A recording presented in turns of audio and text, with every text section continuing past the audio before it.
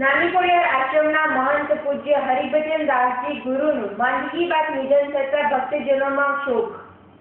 વર્તેજ નાની ખોડિયાર આશ્રમના મહંત શ્રી અને અખિલ ભારતીય ગોહિલવાડ દ્વીપકલ મહામંડળના નિવૃત્ત મહામંડલેશ્વર શ્રી 1008 પરમ પૂજ્ય શ્રી હરિભજન દાસજી બાપુનું નિધન થતા તેમના દર્શન અર્થે ભક્તજનો ઉમટી પડ્યા હતા. જ્યારે મહામંડલેશ્વર મહંત હરિભજન દાસજી બાપુના નિધનથી સમગ્ર પંથકના ભાવિકોમાં ઘેરો શોકની લાગણી ફેલાઈ હતી.